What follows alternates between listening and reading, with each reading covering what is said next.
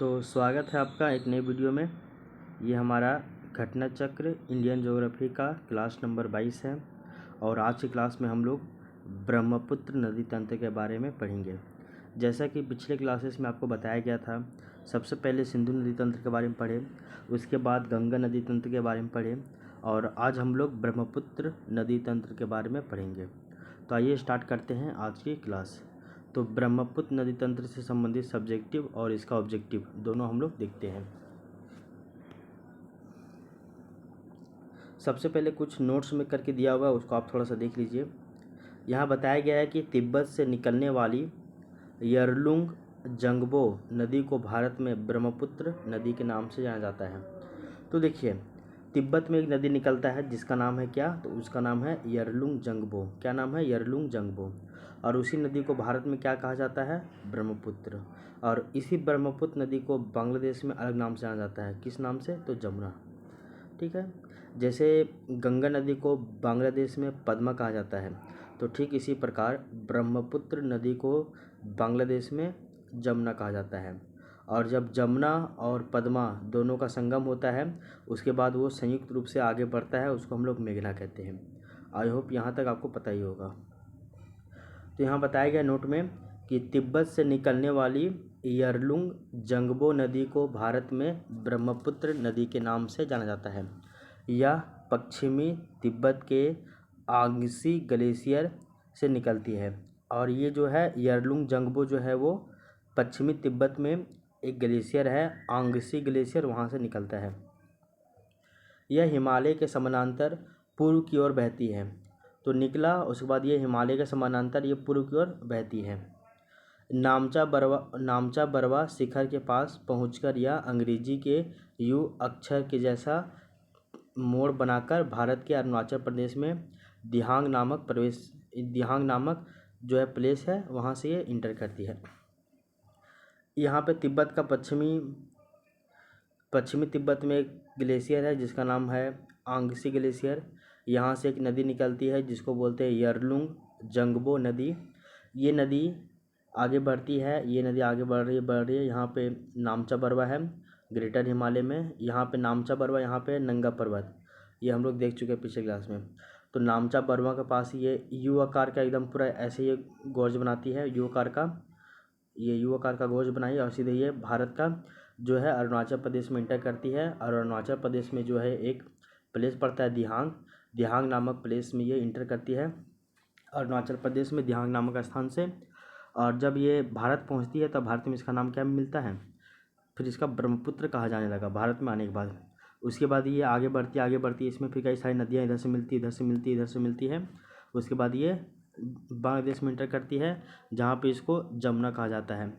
उसके बाद यहीं पे जो है गंगा नदी आकर मिल जाती है, ये यहाँ पे पद्मा कहला रही है, यहाँ पे गंगा कहला रही है। ये ऊपर में ये यरलुंग जंगबो कहला रही है। यहाँ पे भारत में इंटर करने पर ब्रह्मपुत्र कहला रही है। फिर बांग्लादेश में इंटर करने पर यही जो है जमुना कहला रही है। फिर जमुना और पद्मा मिलेगी तो उसके बाद ये संयुक्त रूप से मेघना कहलाएगी। ठीक है, तो ये इसका पूरा कहानी है। यहाँ तक आपको दिक्कत नहीं होना चाहिए। आगे देख लीजिए। भारत के अरुणाचल प्रदेश में दिहांग नाम से ये प्रवेश करती है। आगे असम प्रदेश में इसे ब्रह्मपुत्र नाम से जाना जाता है। अच्छा देखो, सॉरी हम गलत बता दिए थे ना हल्का सा, कि जब वो भारत में इंटर करती है अरुणाचल प्रदेश में तब इसको दिहांग कहा जा रहा है। ब्रह्मपुत्र नदी को ही अरुणाचल प्रदेश में क्या कहा जाता है? दिहांग। उसके बाद ये नदी अरुणाचल प्रदेश से जब ये असम में प्रवेश करती है तब इसको ब्रह्मपुत्र नदी के नाम से जाना जाता है। उसके बाद जब ये बांग्लादेश पहुंचती है तब इसको जमुना नदी के नाम से संबोधित किया जाता है। ये भी आपको पता होना चाहिए। अगर हम लोग सेवन सिस्टर की बात करते हैं तो ऐसा हम लोग देखते हैं ना कि यहाँ पे जो है, यहाँ पे आपका सिक्किम, ठीक है ना, इधर से पूरा ये नीचे पूरा है ये आपका पश्चिम बंगाल।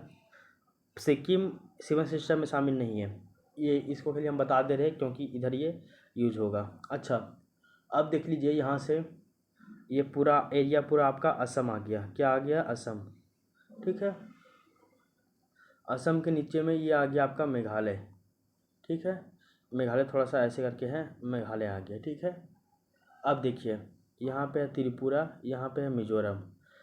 ये हो गया सिक्किम, ये हो गया पश्चिम बंगाल, ये हो गया आपका असम, ये हो गया आपका मेघालय, ये हो गया त्रिपुरा, ये हो गया मिजोरम। यहाँ पे पूरा ये है आपका अरुणाचल प्रदेश, ये है पूरा आपका अरुणाचल प्रदेश, ठीक है ना। उसके बाद यहाँ पे है आपका, ये है आपका पूरा नागालैंड, ठीक है, और ये है आपका म्यांमार, ठीक है। तो ऐसे याद रख लीजिएगा, ऐसे याद रखिए। यहाँ पे अरुणाचल प्रदेश, यहाँ पे है नागालैंड, यहाँ पे है म्यांमार, यहाँ पे मिजोरम, यहाँ पे है त्रिपुरा, यहाँ पे है मेघालय, यहाँ पे पूरा असम। तो 1 2 3 4 5 6 7 7 सिस्टर ये हो गई। इधर से पूरा ये पश्चिम बंगाल है, ये बांग्लादेश है इधर से, और यहाँ पे है आपका सिक्किम। ऐसा इसको याद कीजिएगा, ठीक है। अब आगे देख लीजिए। बांग्लादेश में इसे जमुना नदी के नाम से संबोधित किया जाता है। ब्रह्मपुत्र, सतलज और सिंधु नदियों का स्रोत तिब्बत के मानसरोवर झील के पास में ही स्थित है। तो सतलज और सिंधु नदी का उद्गम कहाँ है? तिब्बत का मानसरोवर झील। तो उसी के तिब्बत के मानसरोवर झील के आसपास में ही ब्रह्मपुत्र नदी का भी उद्गम है। आगे देखो, तिब्बत में उद्गमित होने वाली ब्रह्मपुत्र, इरावरी और मेकान नदियाँ अपने ऊपरी पाटों में संकीर्ण और समानांतर पर्वत श्रेणियों से होकर बहती है या प्रवाहित होती है। आगे देख लीजिए, ये ब्रह्मपुत्र नदी तंत्र है, और इसको देख लीजिए ब्रह्मपुत्र नदी तंत्र को, यहाँ से ये इधर इधर निकल रही है, ठीक है ना। ऐसे हो रही, फिर भारत में अरुणाचल प्रदेश में इंटर करेगी, तो अरुणाचल प्रदेश को दिहांग, उसके बाद असम जाएंगे, असम में इसको ब्रह्मपुत्र कहेंगे। उसके बाद ये जो है बांग्लादेश में इंटर करेगी, तब इसको जमुना कहेंगे। फिर जब इसमें गंगा नदी मर्ज हो जाएगी, तब इसमें मेघना कहेंगे। ये है गंगा नदी तंत्र के बारे में। अब देख लीजिए थोड़ा सा आप कि गंगा नदी में कई सारी नदियाँ आकर मिलती हैं। कौन कौन नदियाँ आकर मिलती है वो आपको थोड़ा सा हम बता देते हैं, ठीक है ना। अच्छा, उससे पहले थोड़ा सा यहाँ पे नोट में दिया हुआ है, इसको भी आप थोड़ा सा देख लीजिए। उसके बाद फिर आपको हम वो बता देते हैं मैप गंगा नदी, ये ब्रह्मपुत्र नदी तंत्र का। जैसे गंगा नदी तंत्र का मैप दिखाए थे ना, समझाए भी थे पीछे, उसी तरह ब्रह्मपुत्र नदी तंत्र का भी मैप बता देंगे। ये देख लीजिए।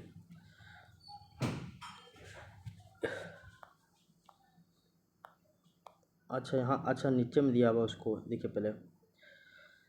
ब्रह्मपुत्र को तिब्बत में सांगपो या फिर सापू नदी के नाम से जाना जाता है। तो ब्रह्मपुत्र नदी को तिब्बत में सांगपो या फिर सापू कहा जाता है। ब्रह्मपुत्र नदी की सहायक नदियाँ हैं, जैसे कि जयमौली है, तीस्ता है, कामेंग है और सुबनसिरी है। तो जयमौली, तीस्ता, कामेंग, सुबनसिरी, धनसिरी, दिहांग, दिबांग, पगलादिया, जिया भरेली, संकोश और लोहित, ये सभी ब्रह्मपुत्र की सहायक नदी है। लोहित नदी पूर्वी तिब्बत की जयालचू पर्वत श्रेणी से निकलती है। यह नदी अरुणाचल प्रदेश तथा असम में बहती है। सुबनसिरी नदी का उद्भव हिमालय क्षेत्र से होता है। यह असम, अरुणाचल प्रदेश तथा तिब्बत क्षेत्र यानी कि चीन में बहती है। आगे देख लीजिए। बराक नदी मणिपुर पहाड़ी से निकलकर मिजोरम तथा असम में बहती हुई बांग्लादेश में प्रवेश करती है। असम घाटी में ब्रह्मपुत्र नदी गुम्फित जलमार्ग बनाती है, जिनमें कुछ बड़े बड़े नदी द्वीप भी देखने को मिलती है, ठीक है। और इनमें विश्व का सबसे बड़ा नदीय द्वीपीय तंत्र मजूली यहीं पर स्थित है। तिब्बत पठार को चेंग तांग और कवा घाई तिब्बत पठार के नाम से जाना जाता है। यह समुद्र तल से औसतन 4500 मीटर की ऊंचाई पर स्थित है। इसे विश्व का छत यानी कि the roof of the world भी कहा जाता है। तो किसको? तो तिब्बत के पठार को। तिब्बत के पठार से निकलने वाली प्रमुख नदियाँ इस प्रकार है, जैसे कि चेनजियांग नदी, इसको हम लोग यांगटीसी नदी भी कहते हैं। हवांग हो, जिसको हम लोग पीत नदी भी कहते हैं। सिंधु नदी यहीं से निकलता है। सतलज नदी, ब्रह्मपुत्र नदी, मेकांग नदी, साल्विन नदी, सब नदी यहीं से निकल रही है, ठीक है। अब हम लोग थोड़ा सा जो है वो ब्रह्मपुत्र नदी तंत्र के बारे में देखते हैं। ये तो फैक्ट हम लोग देख लिए हैं। अब हम लोग इसका जो है ना वो देखते हैं, इसका जो है ब्रह्म नदी तंत्र का जो है जो मैप, ठीक है। तो देखिए, ये आपका ब्रह्मपुत्र नदी तंत्र है। हम लोग ये जानते हैं कि ब्रह्मपुत्र नदी जो है वो तिब्बत का मानसरोवर झील के आसपास में ही वहाँ से निकल रहा है। अगर हम लोग एक एग्जैक्ट देखें, ठीक है ना, अगर हम लोग इसका एग्जैक्ट पढ़े कि एग्जैक्ट ये कहाँ से निकल रहा है, तो वो हम लोग पाते हैं कि ज़रा सा रुकिए, तो लुसेंट में दिया हुआ है कि आपका जो ब्रह्मपुत्र नदी है वो यरलुंग जंगबो नदी इसको कहा जा रहा है, वहीं से निकल रही है। ये आपका एक हिमनद है, चेम युंग डुंग हिमनद। तो चेम युंग डुंग हिमनद ये ग्लेशियर है, वहाँ से एक नदी निकलती है जिसको यरलुंग जंगबो नदी कहते हैं।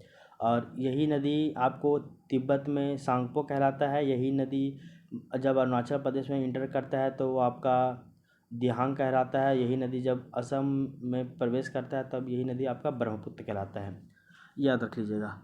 फिर ये यहाँ से निकल रही, आगे बढ़ते जा रही है। उसके बाद यहाँ पे यू आकार का गौज बनाएगी, अरुणाचल प्रदेश में इंटर करेगी। अरुणाचल प्रदेश में इसको दिहांग कहेंगे। फिर ये असम जाएगी, असम में इसको क्या कहते हैं हम लोग, ब्रह्मपुत्र कहते हैं। फिर ये नदी आगे बढ़ती जा रही, फिर बांग्लादेश में जाएगी। बांग्लादेश में इसको यहाँ पे हम लोग क्या कहते हैं, जमुना कहते हैं। फिर इसमें आके गंगा नदी मिल जाती है, ये देखिए गंगा को पद्मा कहते हैं। ये इसमें आके मिल गई, फिर ये संयुक्त रूप से जो है वो मेघना कहलाती है, फिर जाके बे ऑफ बंगाल में गिर जाती है। अब देख लीजिए मैप दिया हुआ है यहाँ पे कि ऊपर से यहाँ पे तीस्ता नदी आ रहा है, ऊपर से संकोश नदी, ऊपर से मानस नदी, कामेंग नदी, फिर यहाँ से आपका सुबनसिरी नदी, सब इसमें आके मर्ज हो जा रहा है। इधर से दिबांग नदी, लोहित नदी, बूढ़ा या बूढ़ी नदी, इधर से दीखू नदी, इधर से धनसिरी नदी, इधर से कोपिली नदी। ये इतना सारा नदी आ रहा है इसमें, और आकर इसमें क्या हो जा रहा है, मर्ज हो जा रहा है, ठीक है ना। ये आपका ब्रह्मपुत्र नदी तंत्र का मैप हो गया। ब्रह्मपुत्र नदी तंत्र एग्जैक्ट यही है, आप इसी को याद कीजिएगा, इससे ज़्यादा आप इसमें कन्फ्यूजन मत रखिएगा, ठीक है। अब हम लोग चलते हैं क्वेश्चन इसका लगाते हैं। तो अब हम लोग ब्रह्मपुत्र नदी का जो है वो हम लोग सारा इसका सब्जेक्टिव पढ़ लिए हैं। अब हम लोग इससे संबंधित मैप लगाते हैं, इससे संबंधित एमसीक्यू सॉल्व करते हैं। क्वेश्चन नंबर 1 देखिए, ये आपका आईएएस में पूछा गया है 2011 में कि तिब्बत में उत्पत्ति पाने वाली ब्रह्मपुत्र, इरावदी और मेकांग नदियाँ अपने ऊपरी पाटों में संकीर्ण और समानांतर पर्वत श्रेणियों से होकर प्रवाहित होती है। इन नदियों में ब्रह्मपुत्र नदी भारत में प्रविष्ट होने से ठीक पहले अपने प्रवाह में एक यू टर्न लेती है। और ये यू टर्न क्यों बनता है, ये देख लीजिए। तो ये यू टर्न क्यों बनता है वो देख लीजिए। पहला ऑप्शन है वलित हिमालय श्रेणियों के उत्थान के कारण, तो नहीं। दूसरा है भूवैज्ञानिकीय तरुण हिमालय के असंघीय नमन के कारण, ये सही है। तृतीय कल्पीय वलित पर्वतमालाओं में भू विवर्तनिक विक्षोभ के कारण, नहीं, ये भी नहीं है। अच्छा देखिए इसका एक्सपेंशन देखिए, ये गॉज क्यों बनता है, मतलब ये यू टर्न क्यों लेता है वो देख लीजिए। तिब्बत में उत्पत्ति पाने वाली ब्रह्मपुत्र, इरावदी और मेकांग नदियाँ अपने ऊपरी पाटों में संकीर्ण और समानांतर पर्वत श्रेणियों से होकर प्रवाहित होती है। ब्रह्मपुत्र नदी भारत में प्रवेश से पूर्व एक यू टर्न लेती है। क्या लेती है, एक यू टर्न लेती है। यह यू टर्न भूविज्ञानिकीय तरुण हिमालय के असंघीय नमन के कारण होता है, ठीक है ना। ये मतलब एक तरह से आपका जियोमॉर्फोलॉजी का ये कॉन्सेप्ट है, उसके कारण से होता है। देख लीजिए क्वेश्चन नंबर 2, भारत में यरलुंग जंगबो नदी को किस नाम से जाना जाता है। तो आप याद रख लीजिए इसको, ये जब तिब्बत में इसका ओरिजिन हो रहा है, पश्चिमी तिब्बत में मानसरोवर झील के आसपास में ही, तो वहाँ पे ये यरलुंग जंगबो नदी के नाम से ओरिजिन होता है। फिर इसको तिब्बत में सांगपो कहते हैं। फिर ये अरुणाचल प्रदेश में आता है तब इसको दिहांग कहते हैं। फिर ये असम में आता है तब इसको ब्रह्मपुत्र कहते हैं, यानी कि भारत में इसको ब्रह्मपुत्र नदी कहते हैं। फिर ये बांग्लादेश में जाता है तो जमुना कहलाता है। फिर इसमें पद्मा आके मिलती है यानी कि गंगा नदी, तब ये मेघना कहलाती है। ये आपका बीपीएससी में पूछा गया था 56वां और 59वां बीपीएससी 2015 में। फिर देखिए 39वां बीपीएससी में पूछा गया था 1994 में कि तिब्बत में मानसरोवर झील के पास जिस नदी का उद्गम होता है वो कौन है। तो ब्रह्मपुत्र नदी का भी उद्गम होता है, सिंधु नदी का भी होता है, सतलज नदी का भी होता है। ये तीनों नदी का उद्गम होता है आपका तिब्बत के मानसरोवर झील के ही आसपास में। हम लोग ये जानते हैं, अगर सिंधु नदी की बात करें तो तिब्बत ये मानसरोवर झील के पास में ही सानो ख्याबनाद हिमनद से होता है। अगर हम लोग सतलज नदी की बात करें तो ये तिब्बत में मानसरोवर झील के पास में ही राकास्ताल झील है, राकास्ताल झील वहाँ से होता है। ब्रह्मपुत्र नदी की बात करें तो ये तिब्बत में ही एक यरलुंग जंगबो नदी के नाम से होता है। और ये किस ग्लेशियर से होता है, तो ग्लेशियर का नाम है आपका आंगसी ग्लेशियर। क्या नाम है? आंगसी ग्लेशियर। तो इस तरह से उपयुक्त सभी हो जाएगा। क्वेश्चन नंबर 4 देख लीजिए। निम्नलिखित नदियों पर विचार कीजिए। पहला है बराक, लोहित, सुबनसिरी। तो इतना याद रख लीजिएगा कि हम लोग देखे थे ना अभी ना कि लोहित और सुबनसिरी ये सभी क्या है, ये सभी इसका मतलब कि सहायक नदी है। ये ब्रह्मपुत्र नदी का। मानस नदी किस नदी की उपनदी है, तो ये ब्रह्मपुत्र नदी का ही सहायक है। ब्रह्मपुत्र नदी तिब्बत में किस नाम से जानी जाती है? देखिए ये जेपीएससी पूछा है। तो ब्रह्मपुत्र नदी जो तिब्बत में है वो सांगपो कहलाती है, सांगपो। देखिए जेपीएससी पूछा है ब्रह्मपुत्र नदी के बारे में कि ब्रह्मपुत्र नदी तिब्बत में किस नाम से जानी जाती है, तो वो है आपका सांगपो। तो सांगपो नाम से जानी जाती है कौन? तो ब्रह्मपुत्र नदी। आगे देख लीजिए क्वेश्चन नंबर 7 कि ब्रह्मपुत्र नदी का बहाव क्षेत्र है कहाँ कहाँ। तिब्बत तो है ही, बांग्लादेश भी है, भारत भी है। भारत, चीन, बांग्लादेश, भारत, चीन, पश्चिम बंगाल, भूटान, नेपाल, भारत, सिक्किम, भारत, पाकिस्तान। ये पाकिस्तान तो नहीं होगा, भूटान नेपाल नहीं होगा, ये भी हो जाएगा। अच्छा चीन भी हम लोग बोल सकते हैं, ठीक ना। ये 1990 में पूछा है, तो ये मानिए ना। तिब्बत बोले तो चीन का ही है, तो यहाँ पे भारत, चीन, बांग्लादेश, तिब्बत ये भी दोनों हो जाएगा। अच्छा क्वेश्चन नंबर 8 देख लीजिए। ब्रह्मपुत्र की सहायक नदी कौन है? तो दिबांग, कामेंग और लोहित तीनों जो है ब्रह्मपुत्र नदी का ही सहायक नदी है। अगर हम लोग एक इसको मैप बना देते हैं अभी आपको हम, ठीक ना, बार बार आप भूलते रहिएगा। ये है ऐसा, ये है ब्रह्मपुत्र नदी, ठीक है ना, इस तरह से। अब देख लीजिए यहाँ पे आके मिल रही है दिबांग नदी, ये दिबांग नदी इधर से आके मिल रही है। यहाँ पे आके मिल रही है लोहित नदी, यहाँ पे आके मिल रही है बूढ़ी दिहांग नदी, यहाँ पे दिखू नदी, यहाँ पे धनसिरी नदी, यहाँ पे आपका कोपिली नदी, इधर हो गया। आगे देख लीजिए यहाँ पे आके मिल रही है सुबनसिरी नदी, यहाँ पे आके मिल रही है कामेंग नदी, यहाँ पे मानस नदी, यहाँ पे संकोश नदी, यहाँ पे तीस्ता नदी, और फिर इसी में आके इधर से मिल जा रही कौन? आपका गंगा नदी। समझ में आ गया? ये आपका आईएएस में पूछा गया था 2016 में, ठीक है। तो ये क्वेश्चन ऐसा था।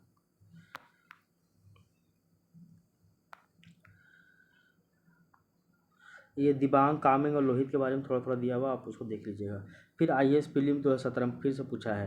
देखिए यहाँ ब्रह्मपुत्र नदी से बहुत क्वेश्चन पूछ रहा है। यहाँ पे पूछा है तीस्ता नदी के बारे में। तीस्ता नदी जो है वो इसी का सहायक नदी है। तीस्ता नदी के बारे में यहाँ पूछा गया है, आप उसको थोड़ा सा देख लीजिए, ठीक ना। तीस्ता नदी के बारे में देख लीजिए। तो हम लोग सभी को कल इतना याद रखिए, जो जो हम बता रहे हैं वो खाली सुनिए, ठीक है, ज़्यादा मत दिमाग लगाइएगा। देखिए तीस्ता नदी उद्गम है इसका सिक्किम में। तीस्ता नदी कहाँ पे है? तो ये इसका उद्गम है सिक्किम में। तीस्ता नदी की सहायक नदी है रंगित नदी। कौन है? तो रंगित नदी। आगे देख लीजिए तीस्ता नदी के बारे में बताया गया है कि पहले यह गंगा की सहायक नदी थी, लेकिन वर्तमान में ब्रह्मपुत्र की ये सहायक है। तो पहले तीस्ता नदी जो है वो गंगा नदी की सहायक नदी थी, यानी गंगा में जाकर मिलता था, लेकिन अब यह ब्रह्मपुत्र में जाकर ये मिलता है। ऐसा 1787 की बाढ़ के कारण जो हुआ है इसका मार्ग परिवर्तन हो गया है।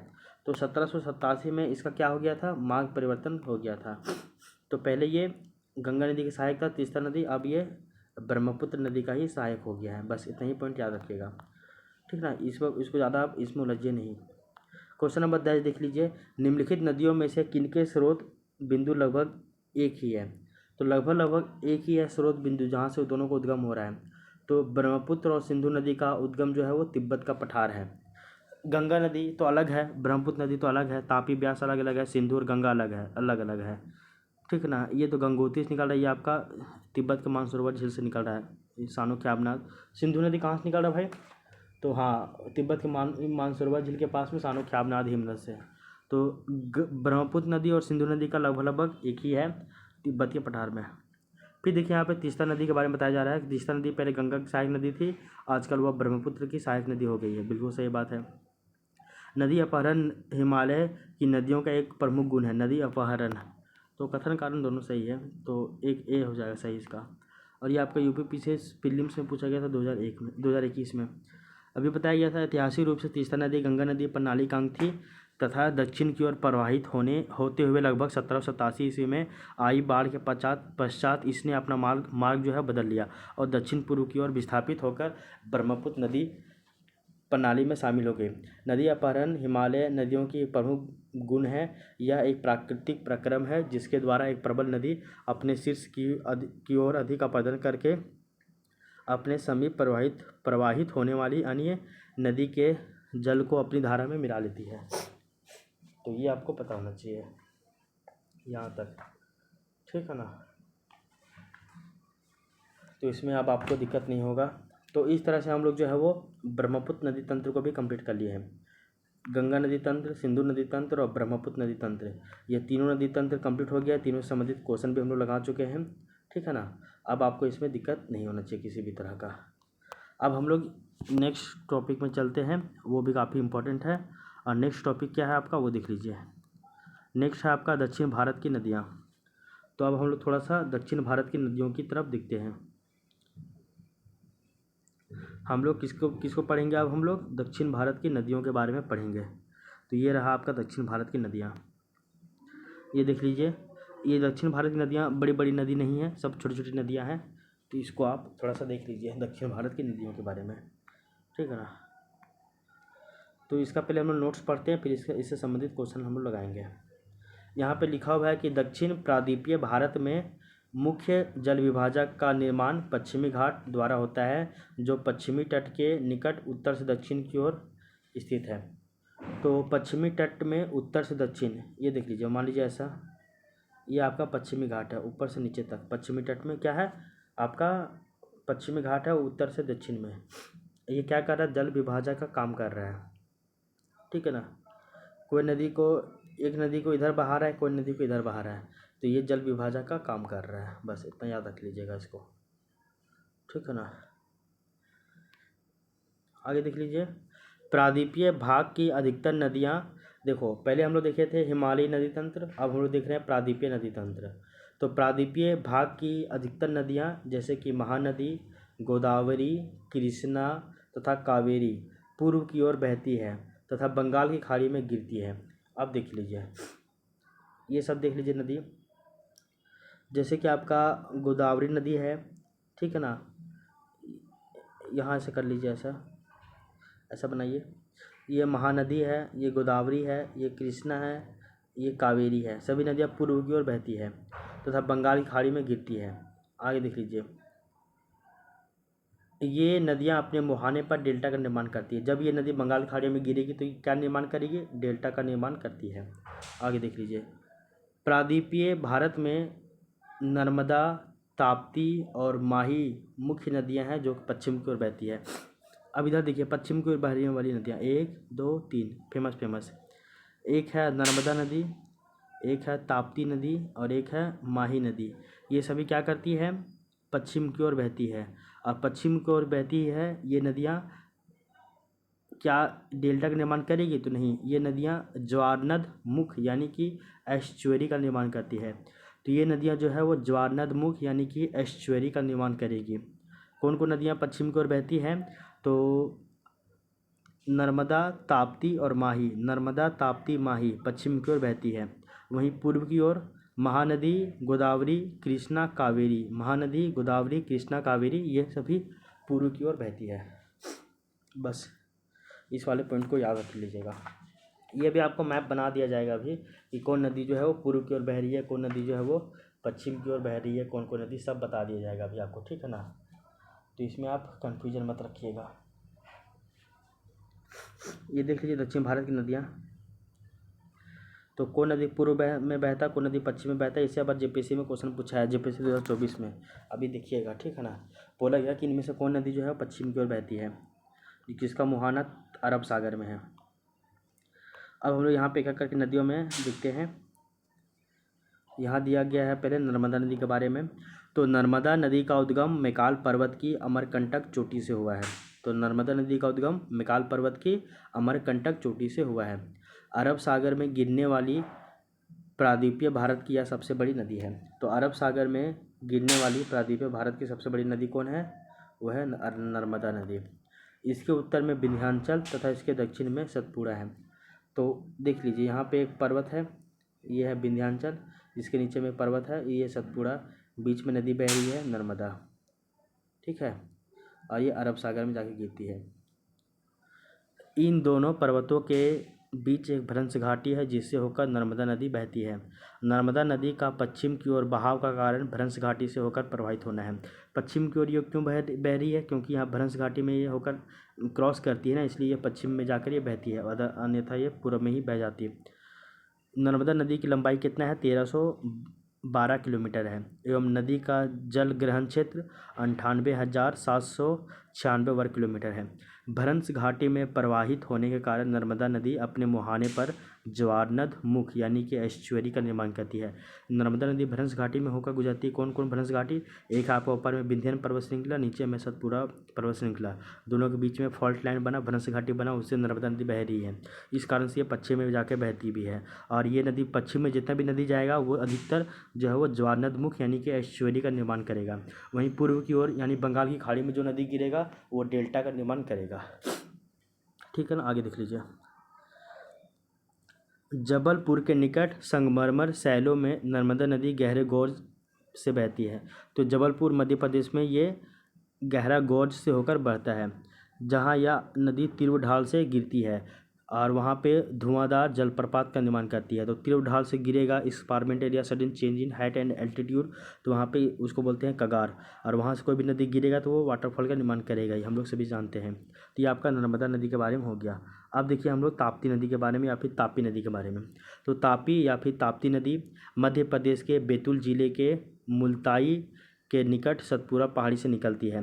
तो ताप्ती नदी मध्य प्रदेश में निकलता है बैतूल ज़िले से और ये सतपुड़ा पहाड़ियों से निकलता है। इसकी लंबाई 724 किलोमीटर है और अपवाह क्षेत्र 65,145 वर्ग किलोमीटर है। मध्य प्रदेश, महाराष्ट्र, गुजरात से प्रवाहित होती हुई यह नदी अरब सागर से ज्वारनद मुख एस्चुरी का निर्माण करती है, अरब सागर में, ठीक ना। तो तापी या फिर ताप्ती नदी ये भी अरब सागर में गिरता है और ये भी ज्वारनद मुख यानी कि एस्चुरी का ही निर्माण करेगा। गोदावरी प्रायद्वीपीय भारत की सबसे लंबी नदी है, कितना है? 1465 किलोमीटर है। तो तापी नदी के बारे में हो गया। अब हम लोग गोदावरी नदी के बारे में देखते हैं। गोदावरी नदी जो है वो आपका प्रायद्वीपीय भारत की सबसे लंबी नदी है, ये 1465 किलोमीटर ये इसका लंबाई है। यह नदी जो है वो महाराष्ट्र में नासिक के त्रंबकेश्वर से निकलती है। तो महानदी महाराष्ट्र में निकलती है, नासिक जिले से एक जगह है त्रंबकेश्वर, वहाँ से निकलती है और दक्षिण मध्य भारत को पार करके दक्षिण पूर्व की ओर बहते हुए बंगाल की खाड़ी में गिरती है। तो गोदावरी नदी अरब सागर में नहीं गिरेगा, जबकि अरब सागर में ना गिर कर कहाँ गिरता है? बे ऑफ बंगाल में, बंगाल की खाड़ी में। ये महाराष्ट्र के नासिक जिले के त्रंबकेश्वर से निकलती है और ये बे ऑफ बंगाल में जाकर गिरती है। तो ये डेल्टा का निर्माण तो करेगी ही। अब प्रायद्वीपीय नदियों में गोदावरी का अपवाह तंत्र सबसे बड़ा है। प्रायद्वीपीय नदियों में सबसे बड़ा अपवाह तंत्र किसका है? गोदावरी का है। इसकी द्रोणी महाराष्ट्र नदी द्रोणी का 50% भाग, तेलंगाना, आंध्र प्रदेश, देखो इसका द्रोणी जो है 50% तो आता है केवल महाराष्ट्र में, बाकी 50% में तेलंगाना, आंध्र प्रदेश, मध्य प्रदेश, उड़ीसा, छत्तीसगढ़, कर्नाटक और पुडुचेरी सब इसमें शामिल है। गोदावरी में अनेक सहायक नदियाँ आकर मिलती है, जैसे कि पूर्णा, परनहिता, मंजीरा, इंद्रावती, वेनगंगा। तो पूर्णा, परनहिता, मंजीरा, इंद्रावती, वेनगंगा सभी गोदावरी में आकर मिलती है। गोदावरी नदी को बड़े आकार और विस्तार के कारण दक्षिण गंगा एवं बृहद गंगा के नाम से जाना जाता है। गोदावरी नदी को ही इसका बड़ा आकार है इसलिए इसको दक्षिण की गंगा कहा जाता है। आगे देख लीजिए कृष्णा नदी के बारे में नेक्स्ट। तो कृष्णा नदी के बारे में नेक्स्ट देख लीजिए आप थोड़ा सा कि कृष्णा नदी महाराष्ट्र के पश्चिमी घाट में महाबलेश्वर से निकलती है। गोदावरी नदी भी महाराष्ट्र के नासिक जिले के त्रंबकेश्वर से निकल रही है और कृष्णा नदी भी महाराष्ट्र के पश्चिमी घाट से निकल रही है महाबलेश्वर से, वो त्रंबकेश्वर से और ये महाबलेश्वर से निकल रही है। और ये 1400 किलोमीटर जो है इसका लंबाई है, और ये भी बंगाल की खाड़ी में जाके गिरती है। और गोदावरी का है कितना, गोदावरी का है 1465, और कृष्ण नदी का है 1400 किलोमीटर। मतलब ये थोड़ा सा छोटा है कृष्णा से, मतलब ये कृष्णा नदी थोड़ा सा छोटा है गोदावरी से, और ये बंगाल की खाड़ी में जाके गिर जाती है। आगे देख लीजिए, तुंगभद्रा, कोयना, मालप्रभा, पंचगंगा, दूधगंगा, घाटप्रभा, मूसी तथा भीमा, ये सभी जो है वो कृष्णा नदी की ही सहायक नदियाँ हैं। इसकी द्रोणी बेसिन जो है महाराष्ट्र, कर्नाटक, तेलंगाना और आंध्र प्रदेश में फैली हुई है। यहाँ तक समझ में आ गया है। आगे देख लो, कृष्णा नदी जल विवाद कर्नाटक, आंध्र प्रदेश और महाराष्ट्र के मध्य 1957 से चलता आ रहा है। हम लोग बात करते हैं ना, दो नदियों के बीच में जल बंटवारा को लेकर विवाद होता है, तो कृष्णा नदी जल बंटवारा हो रहा है विवाद कहाँ कहाँ, आंध्र प्रदेश, कर्नाटक और महाराष्ट्र के बीच में। कब से, 1957 से चलता आ रहा है। इसके निपटारे के लिए कई समितियों के अतिरिक्त सुप्रीम कोर्ट के सेवानिवृत्त न्यायाधीशों जैसे कि R.S. बच्छावत एवं ब्रिजेश कुमार की अध्यक्षता में कृष्णा नदी जल विवाद पर 2 भिन्न न्यायाधिकरणों का गठन किया जा चुका है। तो कृष्णा नदी जल विवाद को सॉल्व करने के लिए अभी तक बहुत प्रयास किया है, लेकिन हुआ नहीं है अभी तक सॉल्व। ठीक है, आगे देख लीजिए, महानदी के बारे में अब यहाँ जानना है आपको थोड़ा सा।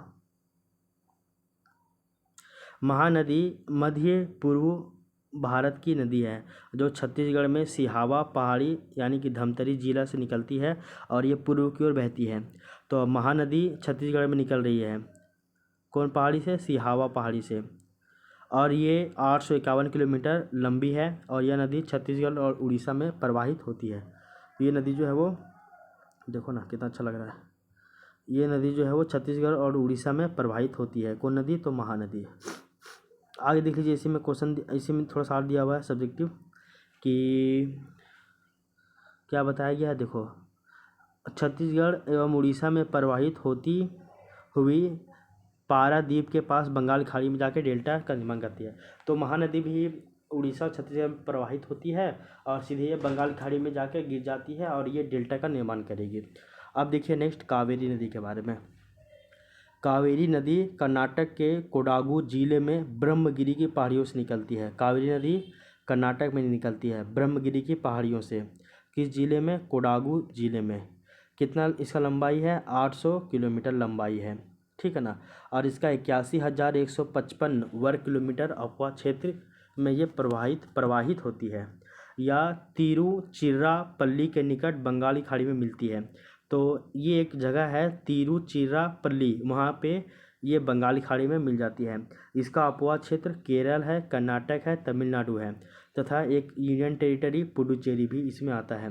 पहाड़ी से नीचे उतरने के पश्चात कावेरी नदी दक्कन पठार में प्रवाहित होती है। तो पहले पहाड़ी से निकलता है, फिर ये पहाड़ी से निकलने के बाद ये दक्कन पठार से होकर ये फ्लो करता है। आगे देख लो, जहाँ यह श्रीरंगपट्टनम, शिव समुद्रम एवं श्रीरंगम द्वीपों का निर्माण करती है। तो जब ये पहाड़ी से उतरती है तब ये दक्कन पठार में प्रवाहित होती है, जहाँ पे ये 2-3 गो द्वीप यानी कि आइसलैंड का निर्माण करता है, जैसे कि श्रीरंगपट्टनम, शिव समुद्रम और आपका श्रीरंगम द्वीपों का निर्माण करती है। कौन नदी, तो ये आपका हम लोग बात कर रहे हैं कावेरी नदी के बारे में। ठीक है ना, आगे देख लीजिए, कावेरी नदी की प्रमुख सहायक नदी है जैसे कि अमरावती नदी, भवानी नदी, हेमावती नदी और काबिनी नदी। आगे देख लीजिए, भारत में आयतन की दृष्टि से सबसे बड़ा जलप्रपात कावेरी नदी बनाती है। तो भारत में सबसे बड़ा जलप्रपात यानी कि वाटरफॉल आयतन में देखिए तो वो बनाती है कावेरी नदी। इसे शिव समुद्रम के नाम से जाना जाता है। जलप्रपात द्वारा उत्पादित विद्युत मैसूरू, बंगलुरु और कोलार स्वर्ण क्षेत्र को प्रदान की जाती है। यहाँ पे से जो भी इलेक्ट्रिसिटी जनरेट होता है वो मैसूरू, बंगलुरु और कोलार जो गोल्ड क्षेत्र है वहाँ पे भेज दिया जाता है। एस्चुअरी जल की ऐसी अर्ध संलग्न तटीय स्थलाकृति है जहाँ नदियों के द्वारा बहाकर लाए गए मलबे बहकर समुद्र में चले जाते हैं। समुद्र तथा नदियों में ऐसे मिलान को एस्चुअरी यानी कि ज्वारनदमुख कहते हैं। विश्व की सबसे बड़ी एस्चुअरी सेंट लॉरेंस नदी की है। अच्छा, इतना खाली इतना याद रखिए सिंपल, कि जो नदी बंगाल खाड़ी में जाके गिरेगी वो डेल्टा का निर्माण करती है। और अरब सागर में गिरने वाली अधिकांश नदियाँ, अधिकांश क्या, लगभग सभी नदियाँ ज्वारनदमुख यानी कि एस्चुअरी का निर्माण करती है। बस इस वाले पॉइंट को याद रख लीजिएगा, ठीक है ना। अब विश्व का सबसे बड़ा एस्चुअरी जो है वो सेंट लॉरेंस नदी बनाता है, ठीक है ना। अब देख लीजिए, इसका कुछ नदी के बारे में दिया हुआ है, उसका लंबाई है और उसका उद्गम कहाँ कहाँ पे है वो दिया हुआ है, और उसका सहायक नदियों के बारे में दिया हुआ है। ये बहुत इंपॉर्टेंट है। नर्मदा नदी मैकाल पर्वत से होती है, अमरकंटक की पहाड़ियों से, इसकी लंबाई 1322 है। ताप्ती नदी की बात करें तो ये आपका मध्य प्रदेश में बैतूल जिला मुल्ताई से निकलती है, लंबाई 724 है। गोदावरी नदी महाराष्ट्र से निकलती है, नासिक जिले में त्र्यंबकेश्वर से, 1465 इसकी लंबाई है। कृष्णा नदी महाराष्ट्र से निकलती है, महाबलेश्वर से, 1400 इसकी लंबाई है। कावेरी नदी कर्नाटक से निकलती है, कोडागू जिले से, ब्रह्मगिरी की पहाड़ी से, लंबाई 800 किलोमीटर है। महानदी छत्तीसगढ़ से निकलती है, धमतरी जिले से, सिहावा पहाड़ी से, 851 किलोमीटर इसकी लंबाई है। अगर हम लोग देखें सहायक नदियों की, तो गोदावरी की सहायक नदी है पूर्णा नदी, वर्धा नदी, पन्नहिता नदी, मंजीरा नदी, वेनगंगा नदी, इंद्रावती नदी। और वहीं कृष्णा नदी की सहायक देखें तो आपका तुंगभद्रा नदी, कोयना नदी, घाटप्रभा नदी, मूसी नदी, भीमा नदी, मालप्रभा नदी, पंचगंगा नदी, दूधगंगा नदी। कावेरी नदी की सहायक नदी देखें तो अमरावती, भवानी, हेमावती, काबिनी है। महानदी की अगर हम लोग सहायक देखें तो शिवनाथ, हसदेव, ईब, तेल, ये सभी आपका महानदी का सहायक नदी है। आई होप ये वाला पॉइंट आपको समझ में आया होगा। तो ये हम लोग जो है प्रायद्वीपीय भारत की जितनी भी नदियाँ थी मेन, तो इन सभी नदियों के बारे में आपको याद रखना है। ये सभी आपका 7-8 को हो गया। तो दक्षिण भारत की नदियों के बारे में हम लोग ये देख लिए हैं। दक्षिण भारत बेसिकली प्रायद्वीपीय नदियों की बात की जा रही है। अब हम लोग इससे संबंधित जितना भी MCQ दिया हुआ है घटना चक्र में, उनको एक एक करके सॉल्व करने का प्रयास करते हैं। आइए स्टार्ट करते हैं अब MCQ।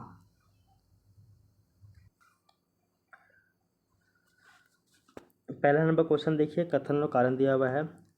कथन दिया हुआ है कि पश्चिमी घाट की नदियाँ डेल्टा का निर्माण नहीं करती है, तो ये नहीं है। पश्चिमी घाट से जो पूर्व की ओर बहती है वो डेल्टा का निर्माण करती है, पश्चिम की ओर जो बहती है वो डेल्टा का निर्माण नहीं करती है, बल्कि ज्वारनदमुख यानी कि एस्चुअरी का निर्माण करती है। कारण देखिए, वे छोटे मार्ग से तीव्र गति से कड़ी यानी कि कठोर चट्टानों से के ऊपर प्रवाहित होती है। इसका एक्सप्लेनेशन देख लीजिए।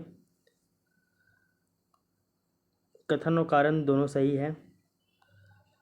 ये देख लीजिए एक्सप्लेनेशन में क्या बताया जा रहा है इसके बारे में, वो थोड़ा सा आपको जानना चाहिए। बोला जा रहा है कि प्रायद्वीपीय भारत की प्रमुख नदियों का उद्गम पश्चिमी घाट से ही होता है।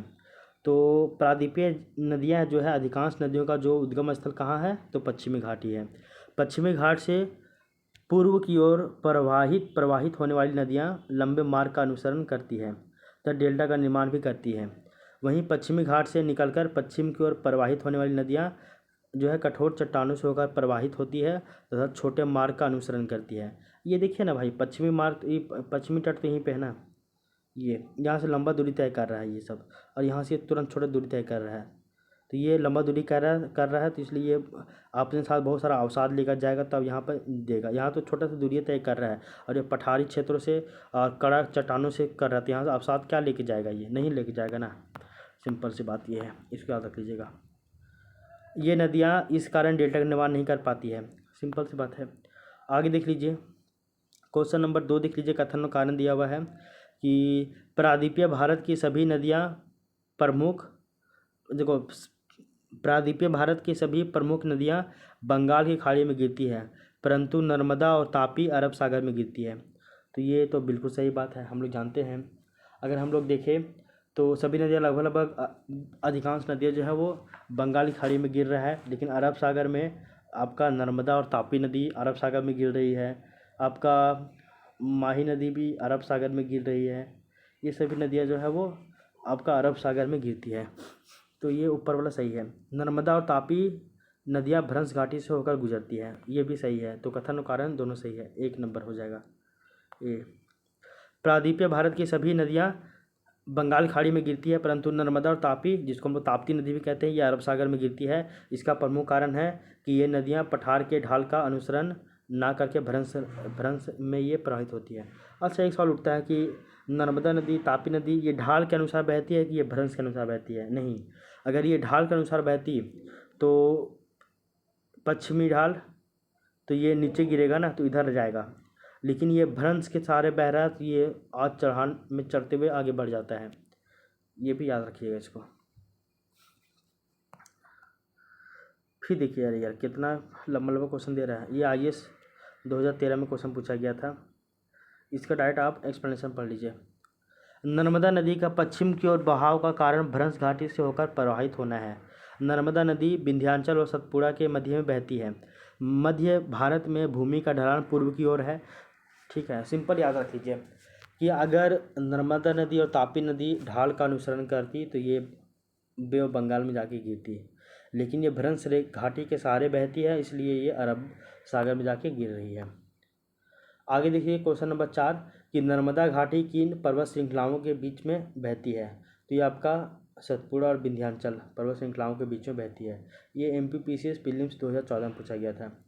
क्वेश्चन नंबर 5 देखिए, इन पश्चिम वाहिनी नदियों में कौन दो पर्वत श्रेणियों के बीच में बहता है। वो है आपका नर्मदा नदी। नर्मदा नदी जो है वो 2 पर्वत श्रेणियों के बीच में, विंध्यन और सतपुड़ा के बीच में बहती है। क्वेश्चन नंबर 6 देख लीजिए, ये भी बहुत इंपॉर्टेंट है कि नर्मदा नदी अपने मुहाने पर डेल्टा का निर्माण करती है। तो ये बिल्कुल गलत बात है, नहीं करती है।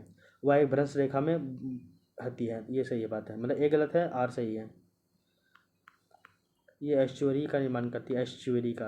नर्मदा नदी अपने मुहाने पर डेल्टा का निर्माण नहीं करती है। इसका कारण है कि वह एक भ्रंश घाटी से होकर प्रवाहित होती है, और भ्रंश घाटी से प्रवाहित होने के कारण इसमें गाद का अभाव रहता है, प्लस कि ये कठोर चट्टानों से होकर गुजरती है। देन यहाँ से ये जो है अवसाद वगैरह को ये नहीं ले जा सकती है, देन डेल्टा का निर्माण नहीं करती है, और ये छोटी दूरी तय करती है, वो भी एक कारण है। क्वेश्चन नंबर 7 देख लीजिए, निम्नलिखित कौन सी नदी रिफ्ट घाटी या फिर भ्रंश द्रोणी यानी कि फॉल्ट थ्रोट से होकर बहती है। तो आपका नर्मदा नदी है, ताप्ती नदी, दोनों है। ये आपका 44वां BPSC 2000 में और UPPSC प्रीलिम्स 2010 में पूछा गया था। नर्मदा घाटी उदाहरण है, तो किसका उदाहरण है, भ्रंश घाटी का उदाहरण है। तो ये भ्रंश घाटी से होकर गुजर रहा है। क्वेश्चन नंबर 9 देख लीजिए, निम्नलिखित में से कौन सी एक नदी डेल्टा का निर्माण नहीं करती है। तो समझिए, महानदी पूर्व की ओर बहती है, डेल्टा का निर्माण करेगी। गोदावरी पूर्व की ओर बहती है, डेल्टा का निर्माण करेगी। कावेरी पूर्व की ओर बहती है, डेल्टा का निर्माण करेगी। नर्मदा पश्चिम की ओर बहती है, यानी कि अरब सागर में जाकर गिरती है, तो ये डेल्टा का निर्माण नहीं करेगी। ज्वारनदमुख यानी कि एस्चुअरी का निर्माण करेगी। अब देख लीजिए, यहाँ पे JPSC 2021 में क्वेश्चन पूछा गया था इससे, और JPSC 2024 में भी क्वेश्चन पूछा गया इससे। क्या है क्वेश्चन देख लीजिए, निम्न में से कौन सा लक्षण नर्मदा नदी के लिए उपयुक्त है। नर्मदा नदी के लिए कौन सा लक्षण उपयुक्त है। ज्वालामुखी मूल ये नहीं होगा, वायु मूल नहीं होगा, हिमानी मूल नहीं होगा, संरचनात्मक मूल होगा। क्यों होगा वो देख लीजिए। दिए गए लक्षणों में संरचनात्मक मूल लक्षण नर्मदा नदी के लिए उपयुक्त है। नर्मदा नदी भ्रंश का निर्माण करते हुए प्रवाहित होती है। नर्मदा नदी तापी नदी जो है वो भ्रंश रेखा में, भ्रंश फॉल्ट लैंड में, यानी कि भ्रंश रेखा में ये प्रवाहित होती है। ये आपका JPSC में क्वेश्चन पूछा था 2021 में। तो इस तरह से इसका उत्तर ऑप्शन नंबर C हो जाएगा। देखिए JPSC हर एग्जाम से अलग थोड़ा सा डिफरेंट क्वेश्चन पूछ रहा है। क्वेश्चन नंबर 11 देख लीजिए, निम्नलिखित में से कौन सी नदी डेल्टा नहीं बनाती है। नहीं बनाती है, गंगा नदी डेल्टा बनाती है, नर्मदा नदी डेल्टा नहीं बनाती है, स्वर्णरेखा नदी डेल्टा बनाती है। स्वर्णरेखा जाकर मिल जाती है किसी में। तापी नदी डेल्टा नहीं बनाती है, तो C और D दोनों हो जाएगा। ठीक है ना, नहीं बनाती में है। ये आपका MPPC प्रीलिम्स 2013 में पूछा गया था। क्वेश्चन नंबर 12 देख लीजिए, अधोलिखित में से कौन सी नदियाँ विभ्रंश घाटी में प्रवाहित होती है। तो तापी नदी होती है। ये आपका छत्तीसगढ़ PSC से पूछा गया 2016 में। तो तापी या फिर ताप्ती नदी विभ्रंश घाटी में होकर प्रवाहित होती है। यह नदी मध्य प्रदेश के बैतूल जिले में सतपुड़ा की पहाड़ियों से निकलती है। ताप्ती बेसिन मध्य प्रदेश, गुजरात और महाराष्ट्र में विस्तृत है। यह नदी पश्चिम की ओर बहते हुए अरब सागर में गिरती है। इसके अतिरिक्त नर्मदा नदी भी विभ्रंश घाटी में होकर प्रवाहित होती है। क्वेश्चन नंबर 13 देख लीजिए, निम्नलिखित में से कौन सी नदी भ्रंश घाटी से होकर प्रवाहित होती है। तो तापी नदी, ताप्ती नदी, और आपका वो नदी भी होता है नर्मदा नदी। कृष्णा, गोदावरी, कावेरी, ये सभी तो आपका पूर्व की ओर बहता है ना। ठीक है। क्वेश्चन नंबर 14 देख लीजिए, निम्नलिखित में से कौन सी नदी बंगाल की खाड़ी में नहीं गिरती है। तो देखिए ताप्ती नदी नहीं गिरती है, महानदी कृष्णा गोदावरी सब गिरती है।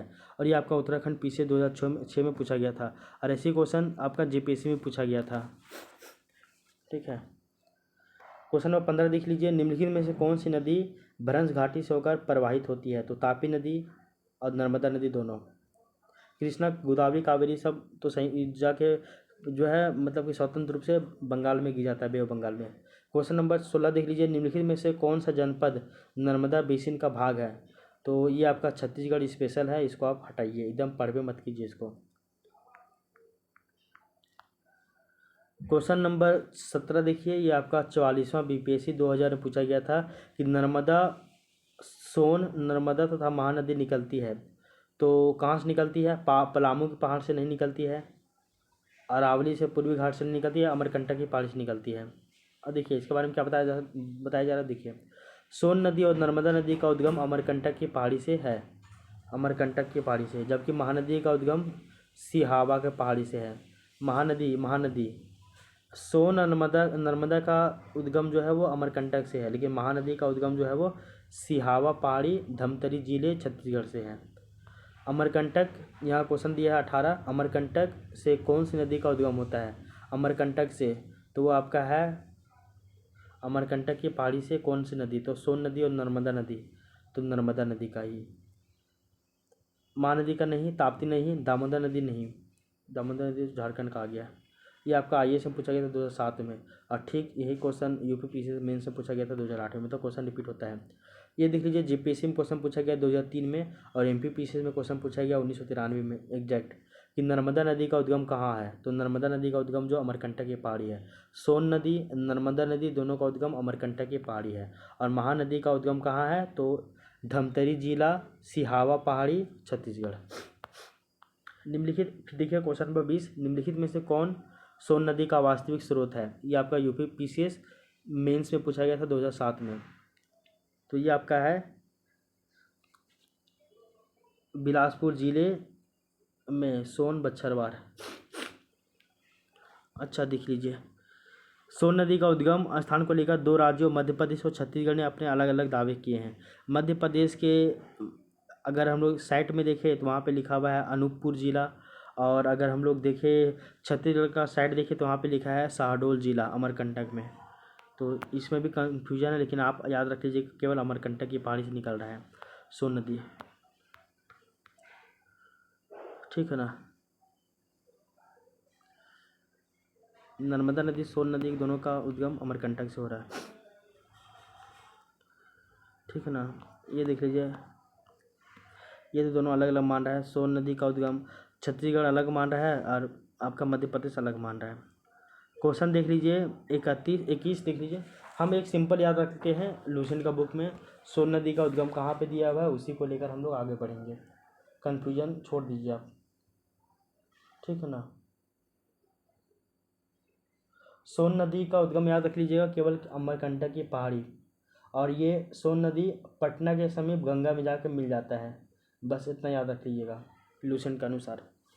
आगे देख लीजिए क्वेश्चन नंबर 21, पश्चिम की ओर यानी कि वेस्टवर्ड प्रवाहित होने वाली नदियाँ कौन सी हैं? तो नर्मदा नदी तापी नदी दोनों पश्चिम की ओर प्रवाहित होती है, ए और बी। तो ये आपका 43वां बीपीएससी 1999 में पूछा गया था। तो भारत में पश्चिम दिशा में प्रवाहित होने वाली 3 प्रमुख नदियां हैं, नर्मदा, तापी और माही। राप्ती घाघरा की सहायक नदी है जो कि उत्तर पश्चिम से दक्षिण पूर्व की ओर प्रवाहित होती है।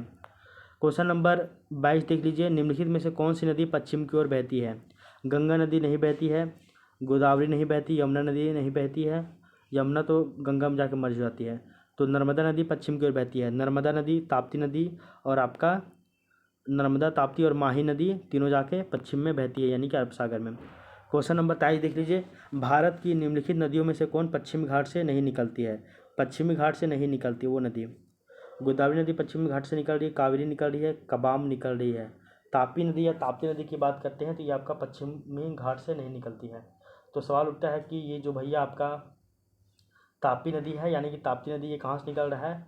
तो ये मध्य प्रदेश से निकल रहा है, बैतूल जिला मध्य प्रदेश के मुल्ताई है ना, यहाँ से ये निकल रहा है ताप्ती नदी। और ये सूरत के निकट खंबात की खाड़ी में जाके गिर जाता है। ताप्ती नदी आपका खंबात की खाड़ी में जाके गिर जाएगा। तो याद रख लीजिए, ताप्ती नदी मध्य प्रदेश के मुल्ताई नगर बैतूल जिला से निकलती है तथा अरब सागर में गिरती है, कहाँ पे, खंबात खाड़ी में। जबकि गोदावरी, कावेरी और कबाम पश्चिमी घाट से निकलती है। फिर देखिए क्वेश्चन नंबर 24 कि निम्नलिखित में से अरब सागर में गिरने वाली कौन नदी है? तो गोदावरी, कृष्णा, महानदी और तापी।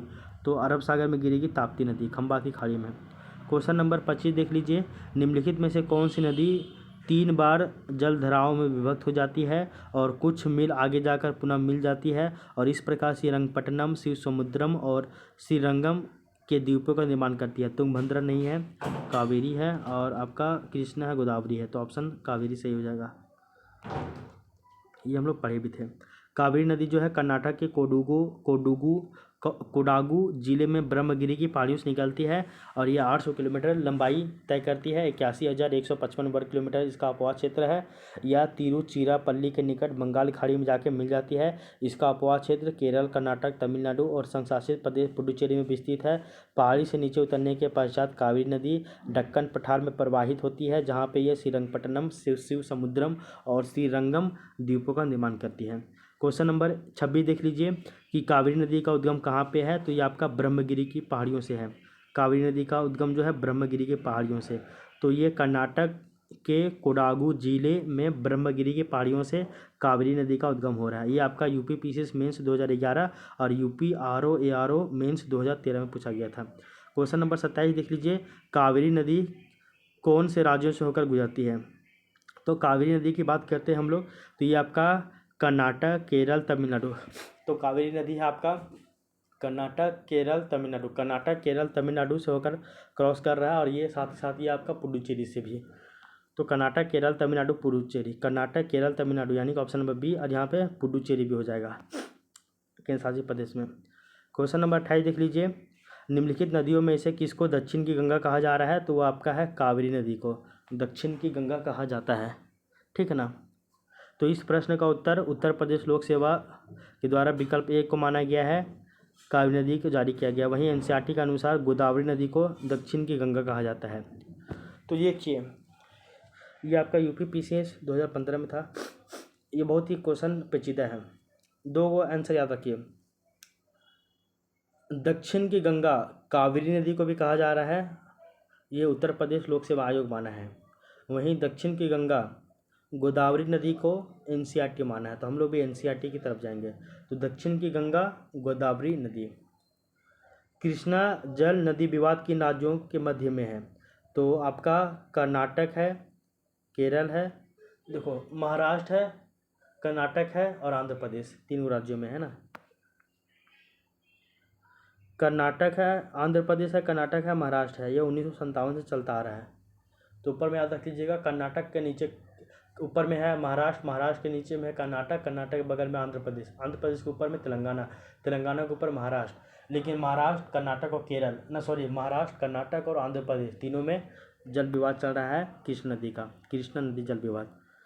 क्वेश्चन नंबर 30 देख लीजिए, ये आपका आईएएस में पूछा गया था 2003 में कि नदियों की लंबाई के अवरोही क्रम में गोदावरी, महानदी, नर्मदा व ताप्ती नदी का सही क्रम बतलाइए। गोदावरी नदी 1465 किलोमीटर, नर्मदा नदी 1312 किलोमीटर, महानदी 851 किलोमीटर और ताप्ती नदी 724 किलोमीटर है इसका लंबाई। याद हो गया। क्वेश्चन नंबर 31 देख लीजिए आप थोड़ा सा, कि नीचे 4 नदियों के नाम दिए गए हैं। लंबाई के दृष्टिकोण से इन नदियों का घटता हुआ क्रम सबसे लंबी से आरंभ करके सबसे छोटी में जाना है। तो गोदावरी है 1465, तो 3, ऑप्शन नंबर डी सही हो जाएगा। पहले गोदावरी आएगा, गोदावरी के बाद नर्मदा आएगा, गोदावरी से नर्मदा जाएंगे, ठीक है ना। गोदावरी से नर्मदा, नर्मदा से महानदी जाएंगे, फिर महानदी से वापस फिर हम लोग कृष्णा में चले जाएंगे इसके अनुसार। तो गोदावरी 1465, कृष्णा 1400, ठीक है ना, नर्मदा 1312 और महानदी 851। ये देख लीजिएगा आप। क्वेश्चन नंबर 32 देख लीजिए, हाल ही में निम्नलिखित नदियों में से किनको जोड़ने का कार्य किया गया है? ये आपका आईएएस 2016 में पूछा गया था। तो हम सभी को पता है कि गोदावरी नदी को कृष्णा नदी से जोड़ने का काम चल रहा है, एक यहाँ पे लिंक किया जा रहा है।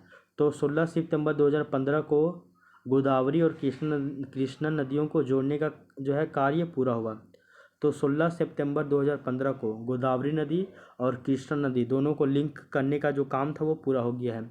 उल्लेखनीय है कि यह जो है वो नदी जोड़ो परियोजना के तहत प्रायद्वीपीय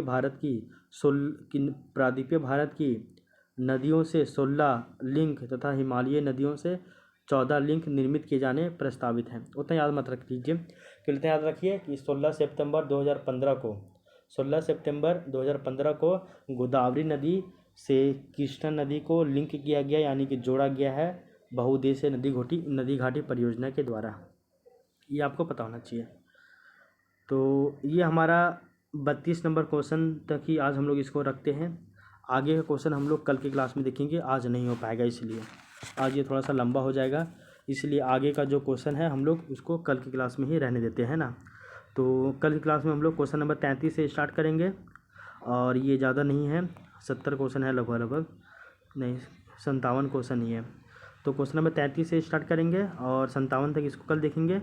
उसके बाद कल की क्लास में ही हम लोग अन्य नदियों के बारे में पढ़ेंगे, और अन्य नदियों में हम लोग ये सब नदी है सिंधु, झेलम, चिनाब, रावी, ब्यास, सतलज, लूनी, माही नदियों के बारे में पढ़ेंगे।